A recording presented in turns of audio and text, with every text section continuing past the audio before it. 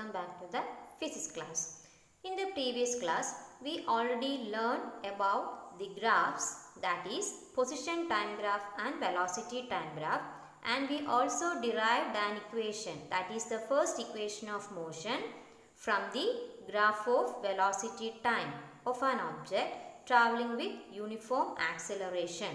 Okay, and from that graph we already derived our first equation for finding final velocity. So let's see which is that equation. Yes, we derived the first equation of motion, that is v equals u plus at. This equation is also known as equation for velocity time relation.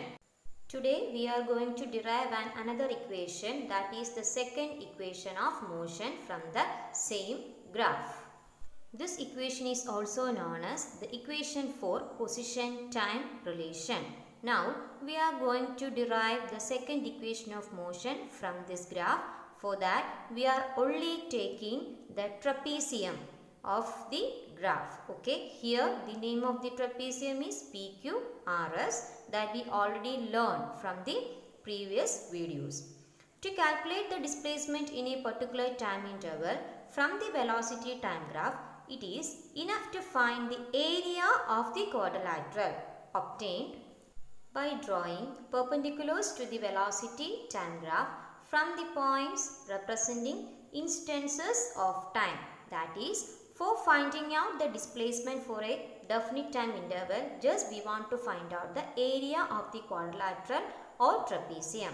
So, here is the quadrilateral or trapezium from the graph. PQRS is the name of the quadrilateral or trapezium obtained here. Here, to find out the displacement in the time interval S to R, it is enough to find the area of quadrilateral PQRS. So, let's see how it is done. Quadrilateral PQRS is a trapezium that we know. The equation to find the area of trapezium, A is the area, equals half h into a plus b. Okay. Here a and b are the length of the parallel sides and h the distance between them, that we already noted on the figure. So displacement equals area of trapezium PQRS. Okay. Displacement is equal to area of trapezium PQRS. Displacement equals area of trapezium PQRS. So what is the area of trapezium PQRS? Half into SR into PS plus QR. Okay. So we insert the values of H, A and B from the figure in this equation. Okay. Next, we are going to give the values of PS, QR and SR. So, what is the value of PS from the figure? PS equals U, that is the initial velocity. QR equals V, final velocity, and SR equals T, that is the time. When these values are applied in the equation, then the equation for displacement changes to displacement equals half into T into U plus V. Okay. And we already know the equation for finding V, that is V equals U plus at, that is the first equation of motion. And next we are inserting the value of V in this equation, that is half into T into U plus at. Okay. Then this equation changes to half into T into U plus U 2U plus at. Okay.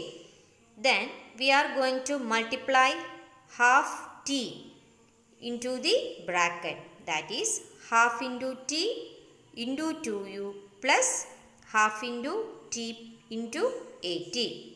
Okay.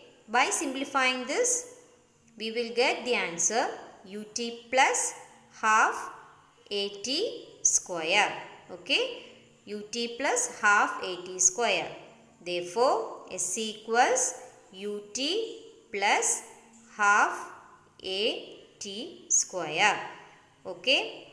So by simplifying the equations that we got from the quadrilateral.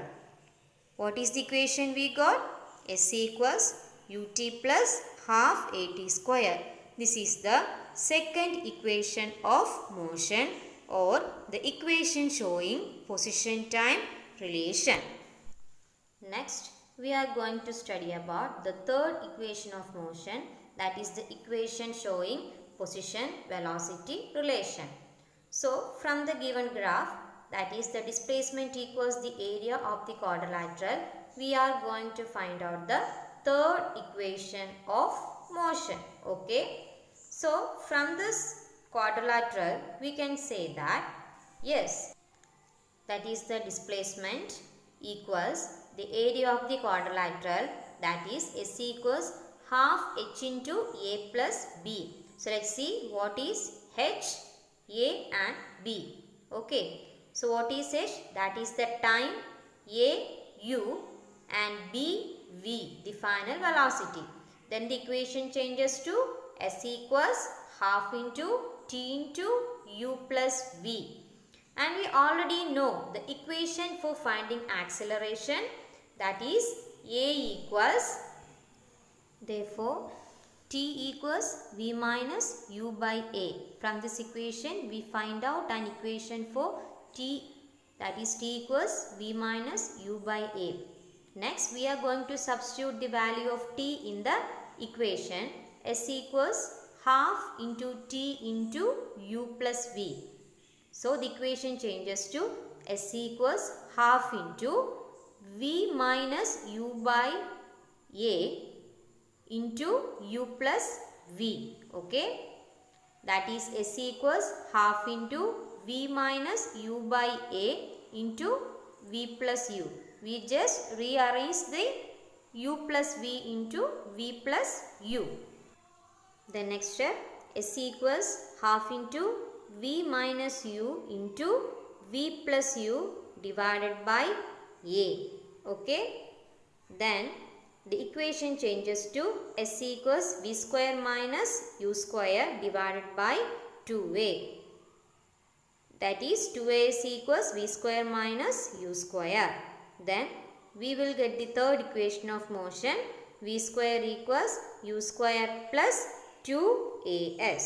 This equation helps us to calculate the final velocity v of an object using u, a and s, even if the time taken to travel is unknown.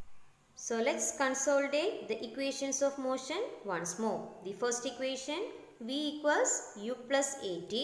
Second equation, s equals ut plus half at square.